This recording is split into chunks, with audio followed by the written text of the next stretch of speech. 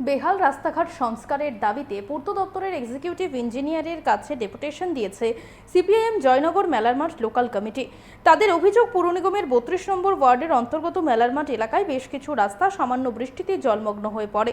তাছাড়াও হরিগঙ্গা বসাক রোড থেকে গাঙ্গাইল রোড হয়ে নজরুল ছাত্রাবাসের রাস্তা থেকে বটতলা ফাঁড়ি পর্যন্ত রাস্তা ও ড্রেন পুনর্নির্মাণ করার ফলে জল জমে থাকে, ফলে দুর্ভোগ পোহাতে হচ্ছে শহরবাসীকে।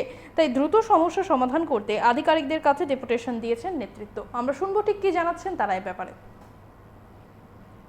আজকে সিপিআইএম জয়নগর মেলার মাঠ লোকাল কমিটি মূলত ৩২ নং ওয়ার্ড এলাকার বিভিন্ন রাস্তাঘাটের যে দুরবস্থা সেগুলি সংস্কারের দাবিতে পূর্ত দপ্তরের ডিভিশন 1-এর যিনি এক্সিকিউটিভ ইঞ্জিনিয়ার আছেন ওনার নিকটে ডেপুটেশন সংগঠিত করেছে।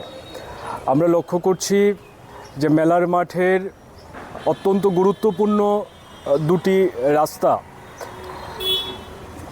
একটি হলো নজরুল ছাত্রাবাসের দিকে যে রাস্তাটি গেছে মেলার মাঠ থেকে, অপরটি সাতলাখি বাড়ির যে রাস্তা।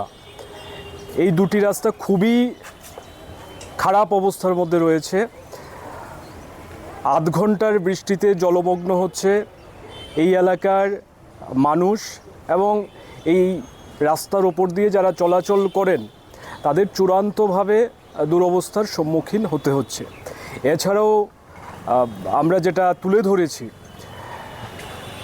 মেলার মাঠ এলাকার ব্যায়ামাগারের সামনে থেকে একেবারে বাঁধের ওপর পর্যন্ত এই রাস্তাটিও খুবই ভগ্ন দশায় রয়েছে। বিভিন্ন সময়ে এখানে দুর্ঘটনা ইত্যাদি ঘটছে। প্যারাডাইস চৌমনি এই এলাকার যে রাস্তাগুলি রয়েছে সেখানেও অল্প বৃষ্টিতে জলমগ্ন হয়ে সাধারণ মানুষকে দুর্ভোগ পোহাতে হচ্ছে।